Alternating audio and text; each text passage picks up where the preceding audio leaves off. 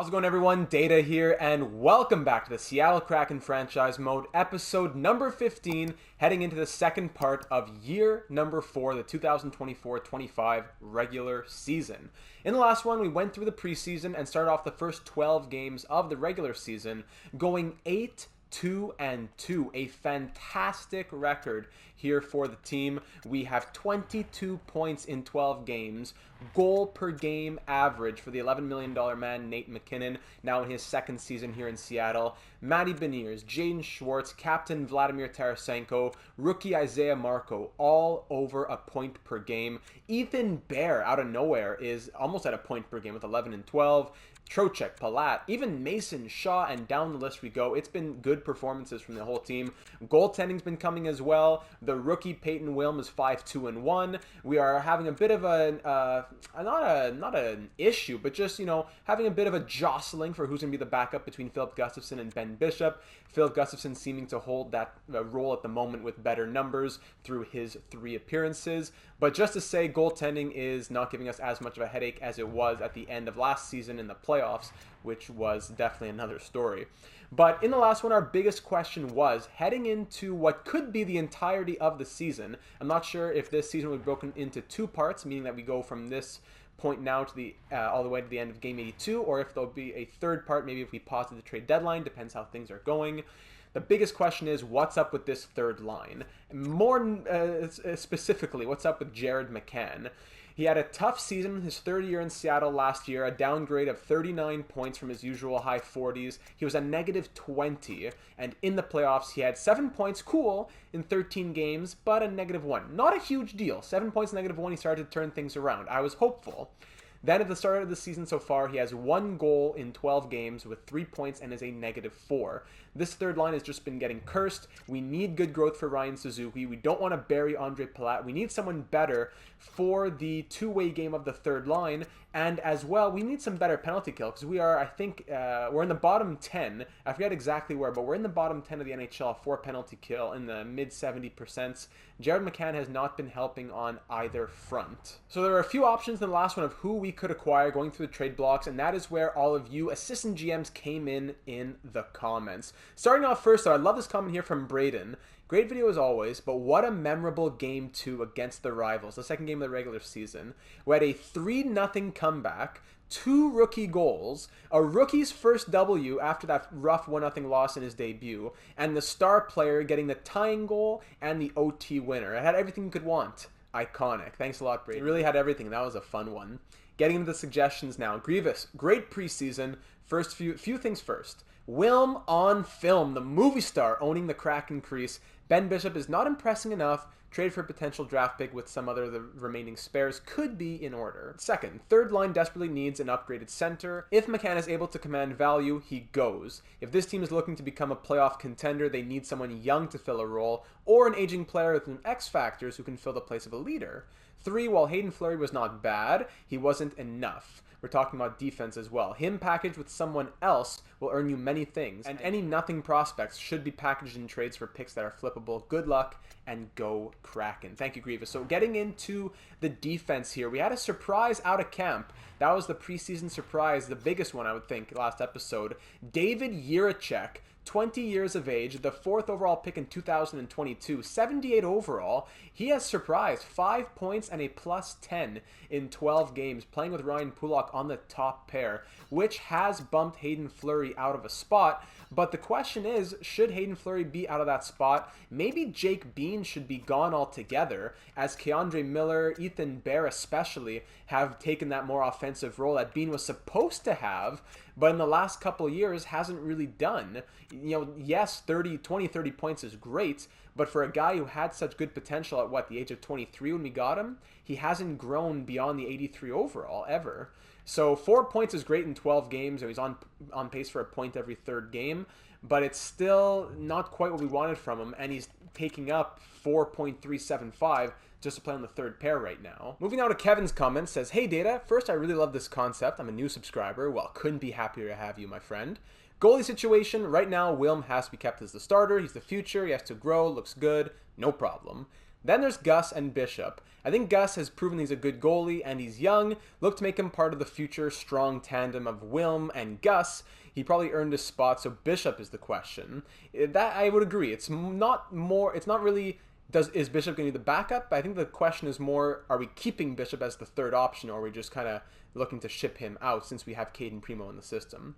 I'd say give him some time, 7 to 9 games to prove what he can bring. If he has good numbers, equivalent or better to Gus, go for the 3-goalie rotation with Willm as the starter. But if Bishop doesn't have great numbers, then get rid of him.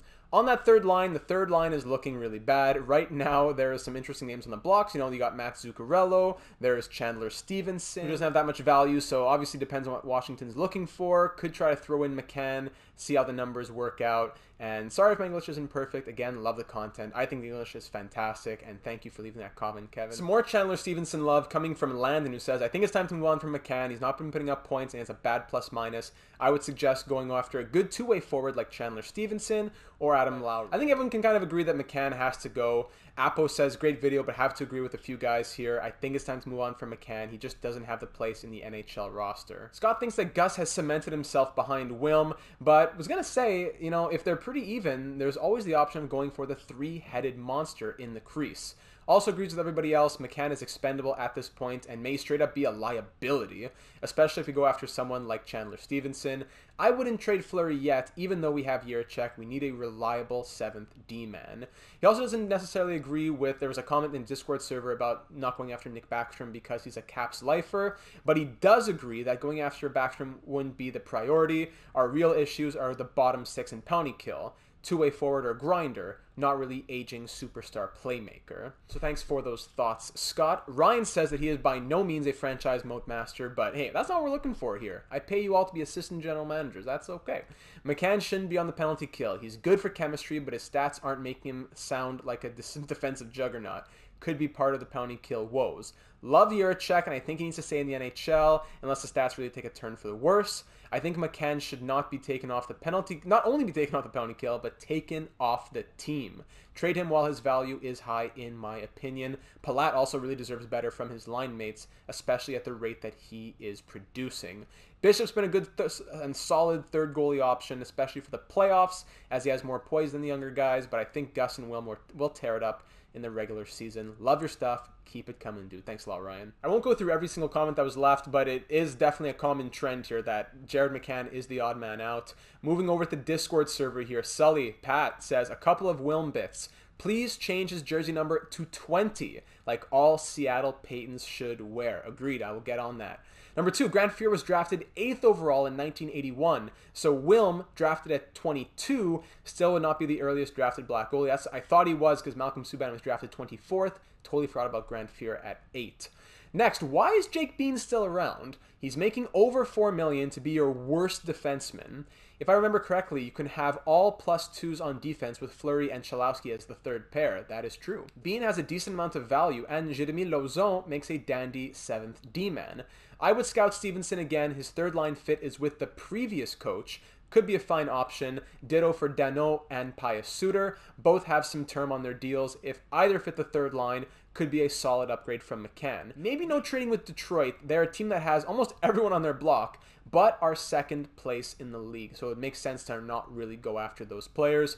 Danault and Suter would be great, but the thing is, I'm not sure if I really want someone with term. That's why I'm so interested in Chandler Stevenson. So thank you everyone for taking the time on those comments. First things first, I'm going to go over to Peyton Willm and make sure that he gets number 20 instead of number 1 at the moment. Regarding Ben Bishop, I'm pretty sold on going with the three-headed monster. His numbers haven't been crazy, but it's also a super small sample size. We'll try to keep him fresh, playing him every once in a while, including next game. I think that he will get that start. But for the moment, I think it is time to move on from Jared McCann.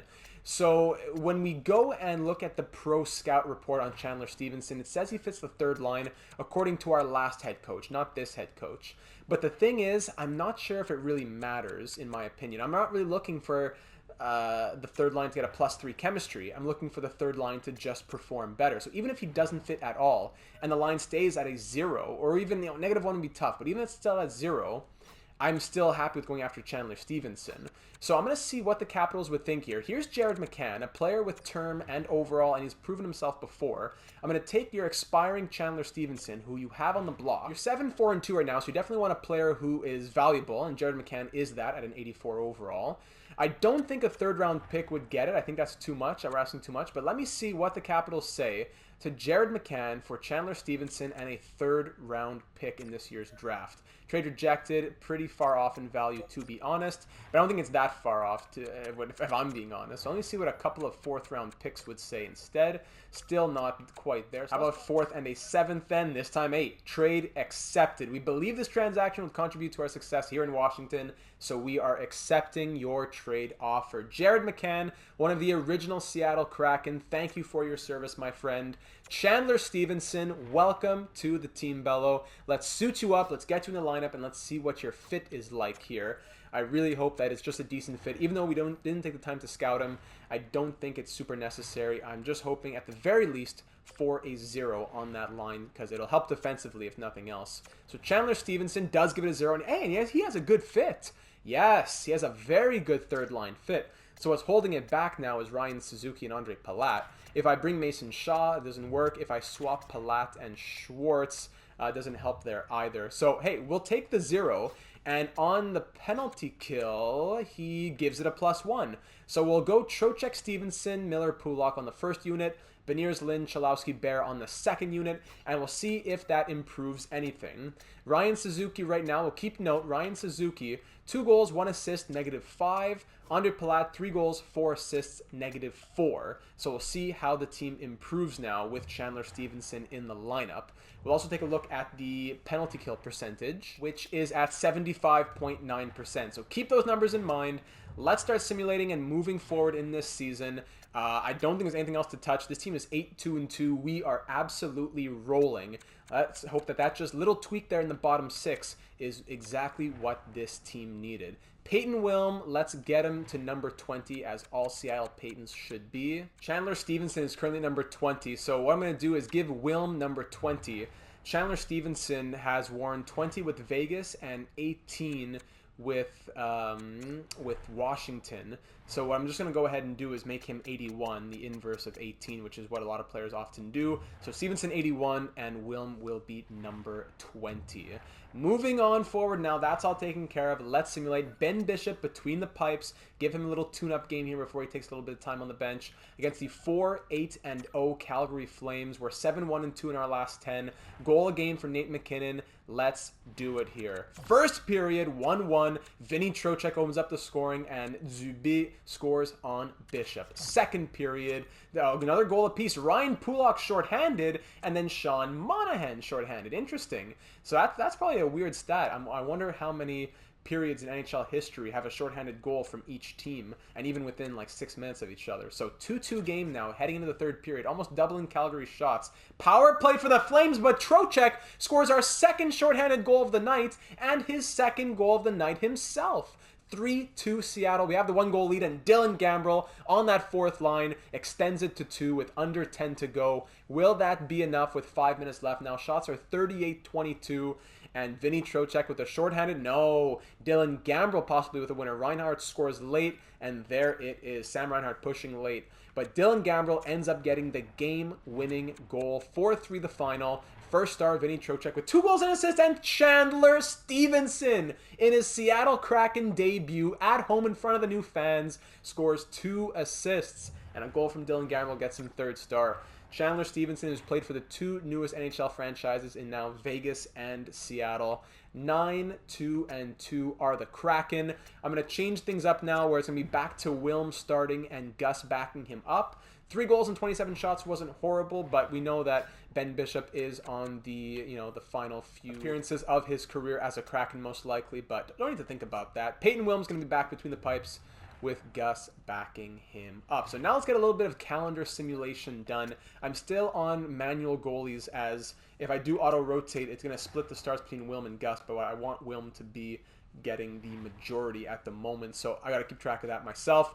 Let's go on a little Western Canada road trip here. We'll go against Winnipeg, we'll go against Edmonton, we'll go against the Islanders and even the Senators. But then we can go ahead and watch this game against the Rangers, where it's going to be K'Andre Miller and Jamie Alexiak playing against their former teams. We beat the Jets 3-2 to give us our 10th win of the season, followed by a 4-3 shootout victory against the Edmonton Oilers. That is 4 straight wins against the Canadian teams, and 5 in total is the Bruins. 6 in a row now against the Islanders, 7 in a row against the Senators, 4-3 and 4-2 wins respectively. We are 13-2-2, now taking on the 8-5-1 New York Rangers at home. Let's keep it rolling here. You know, letting in 2-3 goals a game, as long as we're scoring 4 or 5, that's okay with me. First period, 2-1 Seattle. Nathan Gaucher opens up the scoring before Vladimir Tarasenko on the power play, and then Isaiah Marco a few minutes later, 2-1 Kraken. Second period now, 4-3.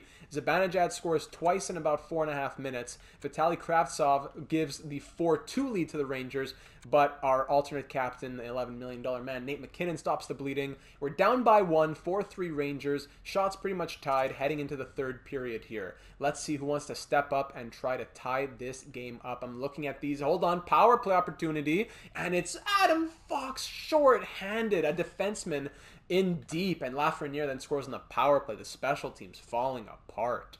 6-3 Rangers. Yikes. 5 minutes to go. Let's just end it. That's a brutal loss there. Peyton Willm getting lit up a little bit after a few good games in a row. Goal and 3 assists for Alexis Lafreniere. Artemi Panarin with 4 assists, the breadman, and 2 goals for Mika Zibanejad. So that's a bit rough. But, you know, after a 7-game win streak, Willm is doing very well. Can't win them all. Let's get Gus here against the Chicago Blackhawks, and then we'll go from there. So I'm also going to take this moment to try swapping out Jake Bean with Hayden Fleury. I need to see if this +2 with Chalowski is going to be worth us moving away from Jake Bean, or if Hayden Fleury just stays as a 7th defenseman. Either way, I wouldn't mind calling up Jeremy Lauzon as the 7th D-man if we did move one of them. So we're going to go Fleury and Chalowski with the +2 on this third pair here. Goaltenders will go Philip Gustafson between the pipes. And if you're curious about Bean's numbers, currently 6 points in 18 games. Not bad at all. +3. So, you know, only 1 goal, only 6 points, but he is playing third pair minutes. It's more when he was playing that first pair for like 2 seasons, he didn't really impress. Now he's kind of impressing a little bit more, I guess, with the less of the load on his shoulders. Here against Chicago with Philip Gustafson between the pipes, it is a 3-2 loss. I'm going to keep him, though, on the road trip here against the Coyotes, who are 10-8-1. We're 8-2-0 in our last 10, and that is a 4-2 loss against the Coyotes. Yikes. What is going on? What's up with the third line here? Suzuki's a -5, Palat's a -6. I'm going to try swapping Suzuki and Shaw. See if that does anything. And then next course of action would probably be trying to get Lind onto the third line, maybe. Defense, what happened here with Hayden Fleury? 1 goal in 2 games and a ± of 0, even ±. So I'm not going to touch that. David Jiricek's at a +7. It's gone down a little bit. And Philip Gustafson, 899 save percentage. So let's get Willm back in here. 909 save percentage, 2.73 goals against. Let's try getting back on track, get back on the horse in this next little stretch here. We won 7 in a row, then we lose 3 in a row. So 7-3 in our last 10. So now we'll go take on the Sharks, followed by the Vegas Golden Knights and the Dallas Stars. LA Kings, a little Western Conference swing here in the Pacific Division. Who's at the top of the Pacific? It's us and the Oilers there. So no game against the Oilers. The Canucks are coming up. So let's just simulate. Not to any particular day. Let's just see what happens when we start simulating. Passed over that game with the Sharks. It was a 1-0 shutout victory. Nice bounce back victory from Peyton Willm there. Followed by a 4-3 shootout loss, though. Hard dropping that, but it happened. Now here up against the Dallas Stars. 1-0 loss. Where's the scoring? LA Kings are 11-12-1. Then we beat them 1-0 in the shootout. Suzuki and Popov for Shea Theodore are not going to do that, even though it's really tempting. So both goalies get shutouts in that one. So we shut out the Sharks, then a shootout loss. Then we get shut out by the Stars. Then we shut out the Kings. Then we beat the Blues 5-3. So we're 16-6-3 at the moment here up against the 8-16-1 Carolina Hurricanes. Maybe now is a good time to get Gus back in there to see if he can get a little bounce back. So Gus is going to get in there, currently at a 900 save percentage. Willm's been okay. He's been good. 925 save percentage, 2.28 goals against average, 3 shutouts. Very good stuff. Just going to give him the night off. You know how it is. Just relax those legs. Let the muscles breathe a little. Hayden Fleury down here in 7 games has 1 goal and is an even ±. He's playing a lot of minutes, I'll tell you that. but I will try and get Bean back in here to see what he can do with Chalowski. Chalowski himself, he is only a +4 with 4 points with that +2. Last season with that +2 on the third / even first pair, he had a -1 on the first pair. I was playing him with Ethan Bear. He was a +20 in 64 games. And speaking of Ethan Bear, he has really just stopped altogether. He has, what, 2 assists in the last 13 games after scoring 1 goal and 10 assists in the first 12 games. So he's really slowed down as well. Let's see if we can continue here or if bigger shakeups will be required. Now going to be taking on the Carolina Hurricanes with Gus there. 8-16-1 as I mentioned. And that is a 2-1 shootout loss. That's the thing. The goalie, the defense, we're doing okay, but the scoring is not coming through. What's up over here? Beniers 11-19. Yeah, the first line is exploding. It's the second line maybe? I don't know. 27 points from Schwartz. He's been good. 7-15 from Trocheck. 8-14 from Marco, who slowed down a bit. Maybe swap Marco and Palat, because Marco can try and get something going on the third line, and Palat has experience with Schwartz and Trocheck. I don't know. Let's just try doing that, and we'll get Willm between the pipes as well. Back at it here, up against the Jets, who are 8-16-3. We're 4-4-2 in our last 10. Let's wake up a little. There we go. 4-3 victory. Popov, Suzuki, and Slavkovsky for Shea Theodore, Alec Martinez, and a 4th-round pick. Wow. Not a horrible trade, but Popov, medium elite, 75 overall, 20 years of age. He's a really good future prospect for us. I don't think it's worth just getting an expiring contract defenseman who we're not even sure where he fits in the lineup, really. Very tempting, but I think off the pass there. Florida Panthers now, taking them on for a back-to-back. Willm, broken ankle. What? Oh, man. Now he's out for a while. The rookie goaltender. Wow, how's that for a shot to the gut, eh? Always these goalie injuries. Wow, out until the first week of February. At least it's only like it's the end of December. It's not crazy long. But wow. Philip Gustafson now might pretty much be our starter here with Ben Bishop backing him up. Wow. Willm, how is he looking here at the time of injury? 926 save percentage and a 2.29 goals against average. That's absolutely, positively brutal. Okay, Philip Gustafson, you're in there, buddy. And it's a 3-2 loss, of course, here against the Panthers. Wow. So that's a season changer right there. That is a season changer. I'm going to give Gus to the Flyers here for this first game of the back-to-back. And then we'll take on the Capitals with Ben Bishop in there. 5-3 victory, thank goodness. Bishop will come in here now. So Gus, 908 and 2.76. Bishop, 890, 3.13. Come on, Big Ben, 38 years of age. Let's go, big boy. This is what you've been waiting for. It's unfortunate, but this is what you've been waiting for. You got your big break. You're back in the everyday lineup. Let's go. Here against the 15-13-3 Capitals. 3-0 shutout. Let's go. Shutout for Big Ben Bishop. That is what we like to see, Ben. Let's keep him in here against the Penguins. Keep it rolling. Big 3-0 victory against Washington. Chandler Stevenson's old team. 5-3 win against the Penguins. He lets in 3 goals in 2 games. Now against the 15-14-1 Buffalo Sabres here on Christmas Eve. 5-4 shootout loss. Brutal. But not the end of the world here. Now against the Vancouver Canucks. One of our rivals just 5 points back with a game in hand in the division. Let's do this game here before we have a few days off before New Year's Eve and New Year's Eve on the 30th and 31st. They're 18-9-4. Ben Bishop getting another start here. Let's hit it. First period, 3-1. Sven Bartzy opens up the scoring, but then Isaiah Marco scores twice, and one for Jaden Schwartz on Stuart Skinner. That third line, that's nice to see. Power play goal as well. Second period, 6-1. That is what we love. Cole Lind against his old team that we got him in the expansion draft from. Hat-trick for Isaiah Marco. Very likely the first of his NHL career. And Dylan Gambrell adds in another one. Third period ended off 8-2. Rathbone scores, but then Schwartz and Beniers.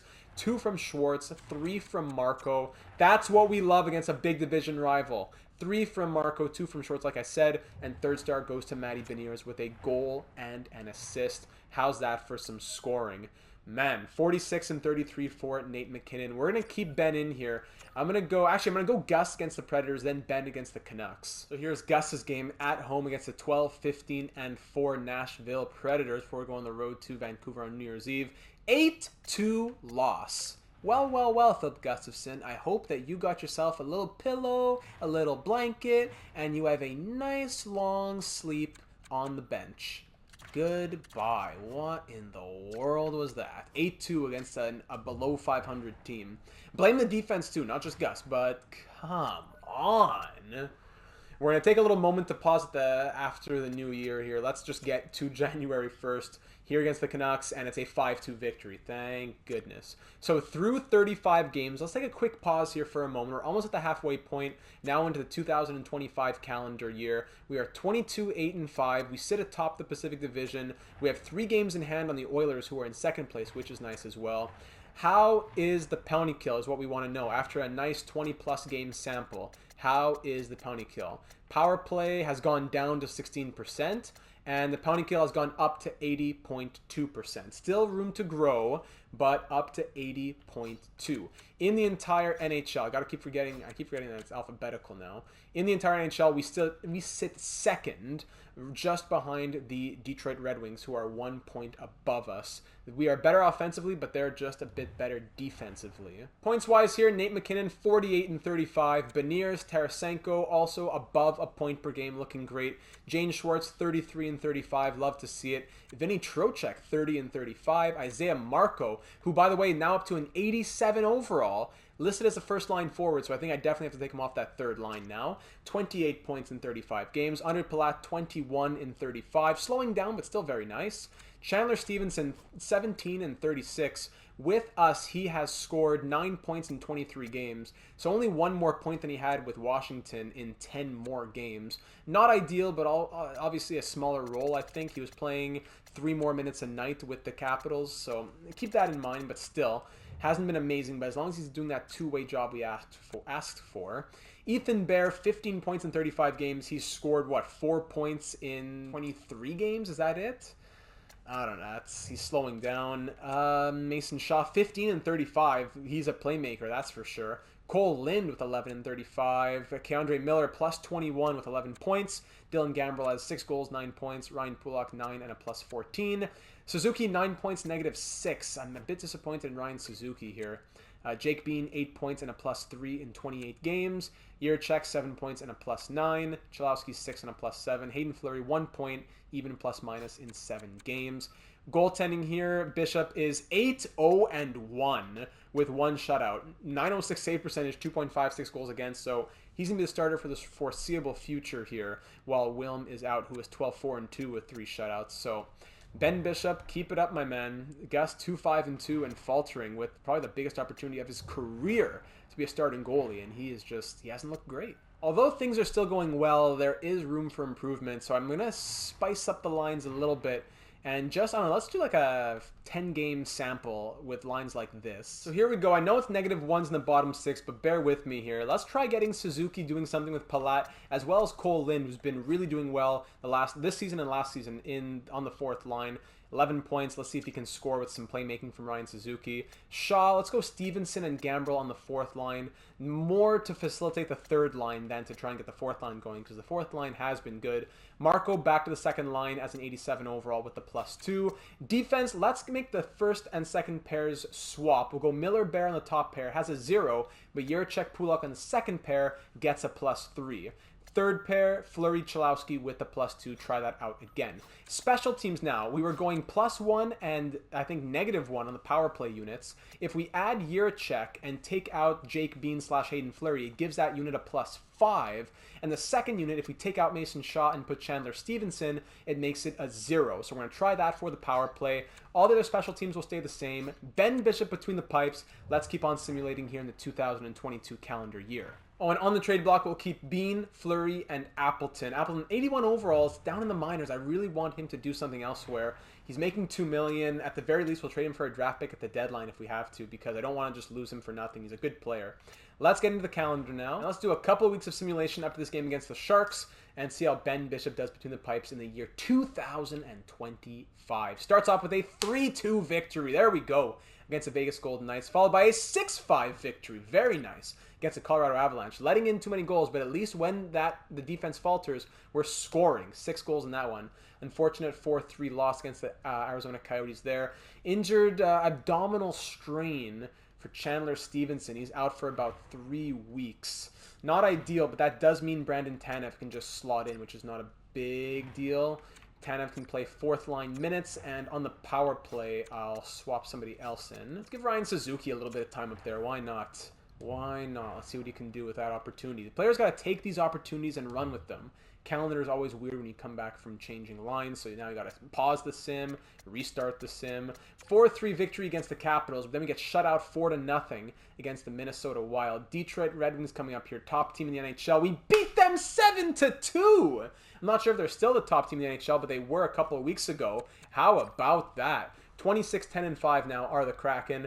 Let's go, yeah, we'll go Bishop against the Sharks, and then I'll give Gus the game against the Kings. 5-2 victory for Ben Bishop. Vintage Ben Bishop. All right, Gus, another chance for you here. Not too many games left until Willm comes back. Come on, 21-18-4 are the Kings here at the Staples Center on the road, and it's a 6-2 loss. Wow.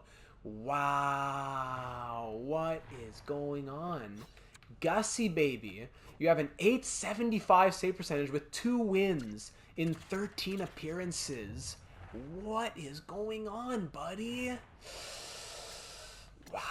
All right, Benny is back, and he's going to be the backup, it looks like, as soon as Willm is here. So, Gus, like I said, I hope that blanket and pillow are treating you well, buddy. Go get it fluffed. Go buy a new one. I don't know what.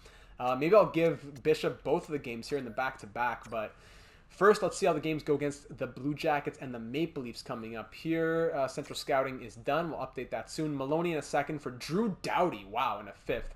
Pass on that. It's a lot of money. Blue Jackets, we beat them in a shootout 4-3, and then the Toronto Maple Leafs, who couldn't even see their record, shut us out 4-0.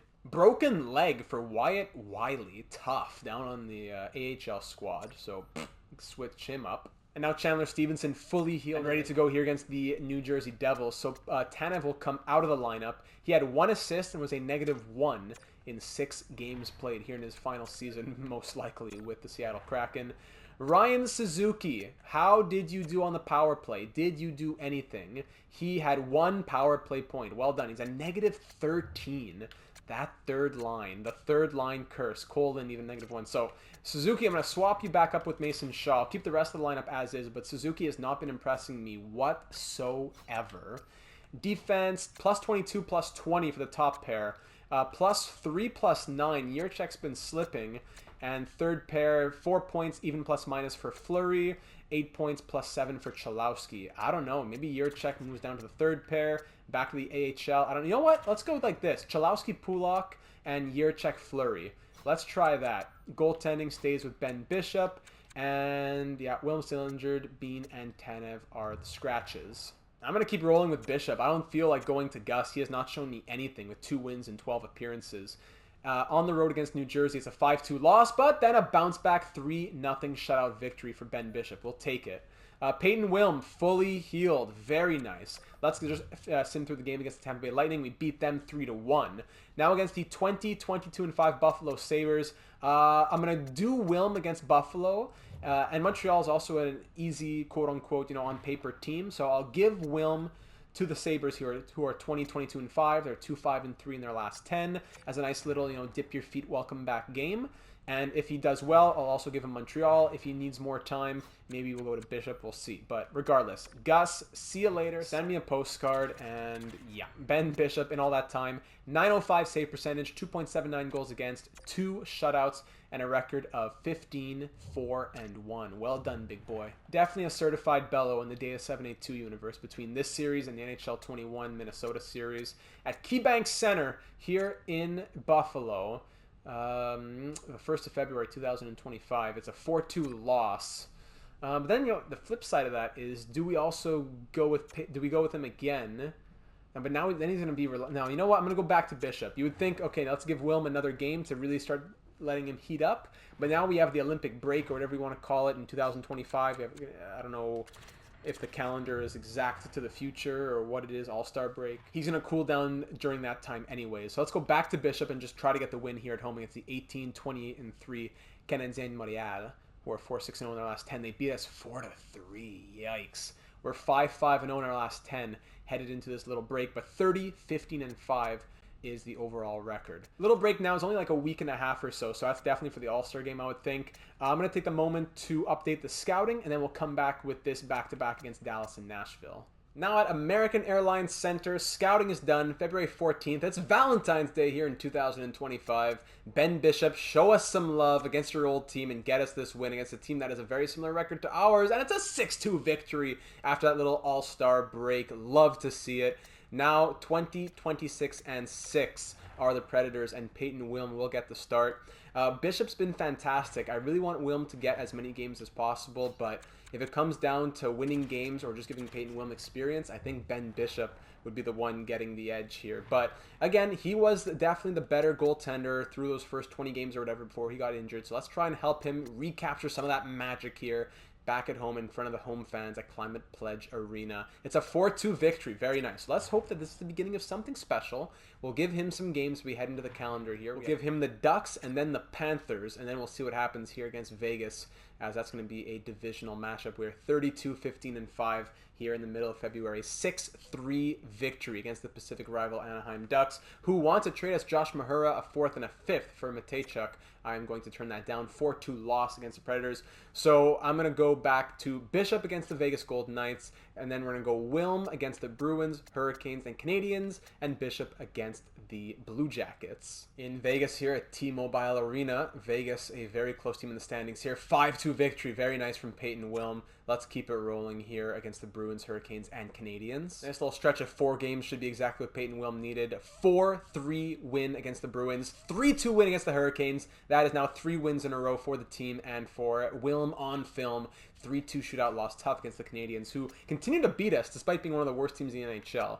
We are 36-16-6. We're going to turn back to Ben Bishop against the 28-27-3 Columbus Blue Jackets. This is a 4-0 shutout victory for Ben Bishop. Oof. I think I'd at least get some Madison Square Garden here against the Rangers. Theodore and forward for Popov, 2 seconds. Popov up to a 77 overall now. Really don't want to trade him, one of our best prospects in the system. Let's see this game, Madison Square Garden. The Rangers embarrassed us last time that we played them. Now we're on their home ice. Let's see if we can give some embarrassment right back. We're 7-2-1 in our last 10. They're 7-3-0 in their last 10. Ben Bishop coming off a shutout. Let's do it. First period, 1-0. Mason Shaw with, like, I believe that's his second goal of the season. Playmaker extraordinaire Mason Shaw. Second period, 4-0. Jaden Schwartz, David Yurchek, and Isaiah Marco. 3 of our 4 goals tonight coming from the rookies, almost tripling the Rangers' shots. 4-0 on their home ice. That's what we call an embarrassment. 5-0. The captain gets in on it as well. Let's call it a day right there. 5-0 the final. 23 save shutout from Big Ben Bishop. Back-to-back shutouts for the 38-year-old juggernaut. Goal and assist for Schwartz. Game-winning goal to Mason Shaw. What a night. Let's go. Ben Bishop has just been too good. We're going to give him the Avalanche as well against Nate McKinnon's old team. Let's see this one here. We're 8-1-1 in our last 10 now. On the road, it's a 2-0 shutout loss. So 3 straight games of shutouts, 2 of them for us, 1 of them against us. Lightning are 33-21-6. Bishop gave us a good effort there. Only 2 against. Maybe 1 was an empty netter. I'm going to go Bishop again here against the Lightning. Let's see if we can do something at home. It's a 5-3 loss. All right, we'll turn back to Willm for this game here against the Canucks. 1 day before the trade deadline, the Canadiens have fired their head coach as well. Now is the day to make decisions, actually, if we're going to make any trades. If we're going to pause this episode or go all the way. I am inclined to want to pause it because I'm thinking about making a deal here, and it would be a big one. If we could ship off, I don't know, Appleton, Bean, and maybe some other pieces for something big. What's this team lacking? I think that's going to be for all of you to decide, and we can do a short part 3 episode to finish off the year as opposed to pushing this one to like an hour 10, which wouldn't be the end of the world, but I really do want to be able to get input from the assistant GMs before we go too far ahead. So let's take a moment to look at the stats here. 1 game before the trade deadline, 1 day before as well. Through 62 games with 20 to go. Nate McKinnon still over a point per game with 69 points. Matty Beniers also over a point per game. Jaden Schwartz keeping up his great pace, 57 points on the year for him. Really great as he is getting back into that 2022-23 form. 51 and 64, then 75 and 82, down to 62 and 82, and now he has 57, on pace to definitely beat what he did last year. Isaiah Marco here in his rookie season, leading the team in goals with 30 goals in 62 games, 56 points. Trocheck 55. Tarasenko's gone down a little bit, but still close to a point per game at 54. Palat really slowed down, 35 points and a negative 13. Do we think about moving him before his deal expires? Dylan Gambrell's doing great with 25 points in 62 games. Chandler Stevenson, in his, how many games has he played with us now? 17 points in 44 games and a +8, so he's doing what we're asking for. Ryan Suzuki, 25 points and -5 in 62 games. He's improved a little bit. Ethan Bear, 25 points and a +32. What a guy. Mason Shaw, 23 points and a -1. Keandre Miller, 22 points and a +34. That's amazing. Cole Lynn, 19 points. Love him on that third line. Ryan Pulak, 14 points and a +13. Yurchek, 14 points and a +7. Still at a 78 overall. Chalowski, 11 points and a +8. Hayden Fleury, 8 points and a +8 in 34 games. Meanwhile, Jake Beans, same amount of points and 6 less games played. So in 6 less games, he has the same amount of points. He's a -5 over Hayden Fleury, and he's an offensive defenseman who's 83 overall. So Fleury, although it's been 6 more games, he's an 81 two-way D, and he's doing just as good as Jake Bean, if not better. So that's what makes me think that Bean is expendable. Tanev, that 1 assist in those 6 games. Goaltending, what's up here now? Ben Bishop is 18, 8, and 1 with 4 shutouts, a .909 save percentage, and 2.66 goals against.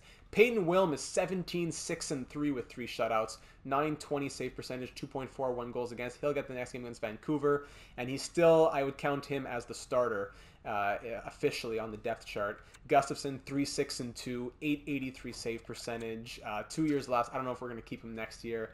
He has not been impressing me. His NHL totals now through 54 games played, 16, 9, and 8.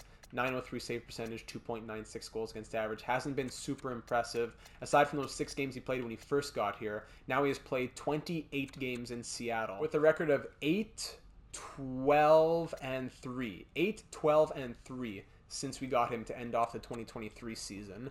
Not the most ideal circumstance here. Just curious what's up in the AHL down here. Jameson Reese with 53 points is leading the way. Dawson Mercer and Asher Maloney both with 52. Isaac Roseyan with 51. Appleton, who is a trade candidate, 49 points, or even to get called up maybe.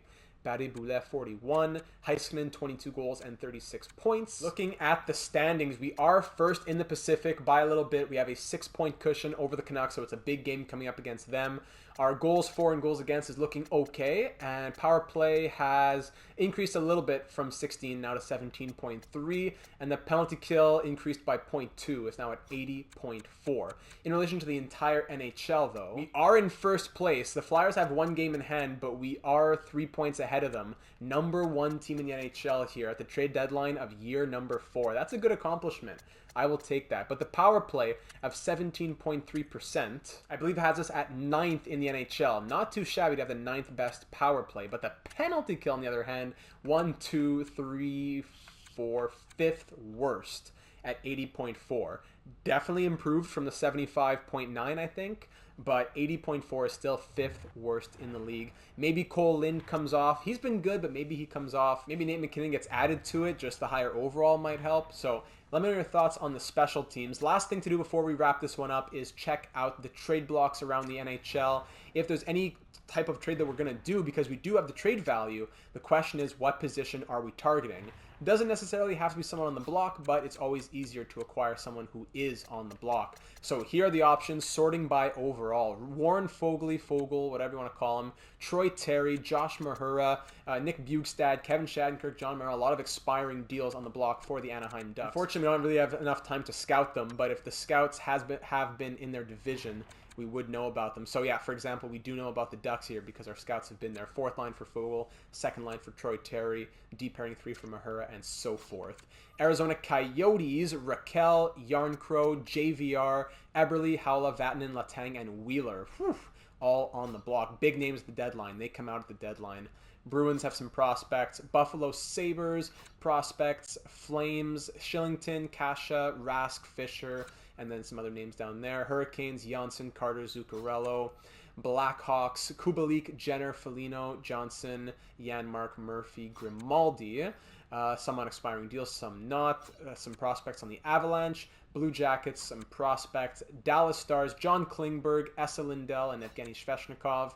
Red Wings, they still have Domi Fabry, Lehkonen, and Comfer there.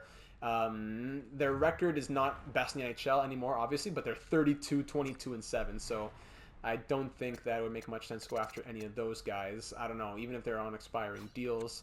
Edmonton Oilers, no one on their block. Florida Panthers, Backlund, Bennett, Hathaway, and some other names. Doughty, Danault, Suter, and Kulikov on the Kings. We had mentioned earlier that Danault, Suter, they have some term left. The thing is, if Danault is an everyday third liner, that means less spots for guys like Rosean and Maloney and other guys from the AHL who are going to be pushing next season. Minnesota Wild, no one on their block. Montreal Canadiens, Dustin Brown is there. Nashville Predators, Ekholm and Zaitsev. Devils have Kopp and some other names. New York Islanders, Merkley and some other names. Rangers, just some prospects. Senators, prospects. Flyers, Sunkvist, Connolly, Nazarov, who's a prospect. Marcus Johansson on the Penguins. Sharks, Jonathan Toews on an expiring deal. That's interesting. Jonathan Toews fits the fourth line. That could be good for us in the bottom six there. He's been doing okay with the Sharks. Yeah, he has, 38 points in 61 games. Could be interesting. Benning, Australia also there. The Sharks, they are a winning team though, but it is a veteran on an expiring deal. I'm not sure if that would make a ton of sense, but maybe if the deal is right for them, if we give them good stuff back the other way. Dowling on the Blues, Lightning prospects. Maple Leafs, Jonathan Marchessault. Canucks, some prospects. Golden Knights, Shea Theodore, Joe Pavelski, Evgeny Dadonov, Frank Vetrano, and other names. The list goes down. Shea Theodore has been in a lot of trade talks with us. He fits the second D pairing for Cristiano Morrissey. Joe Pavelski at the age of 40 fits the bottom six forwards. So, I don't know. Washington Capitals, nothing. Winnipeg Jets, Lowry. Oh, so Lowry was on the block, but he does have term. That's why I went after Stevenson. But Adam Lowry would fit the third line. Maybe if we want more defense in that bottom six. I don't know, but that would mean rookies like Suzuki or Shaw losing some time. So there are the trade blocks around the NHL. We don't have to trade Bean or Appleton. At the very least, I'd like to trade Appleton, but Bean is not a necessity to move. It's more that that is trade value, and we wouldn't be afraid to do it if the time to strike is right. So thanks so much for taking the time to watch. Let me know any and all of your suggestions down here on YouTube in the comments or over on the Discord server, link in the description. If you enjoyed this season, if you are hopeful for the end, be sure to leave a like and leave your thoughts on the season as a whole. Are we content with these scratches moving forward? Do we need better depth? Do we need to make moves? What kind of moves? Can't wait to hear that from all of you. And if you're not already subscribed to the channel, make sure that you are, because you'll be made aware of all the uploads.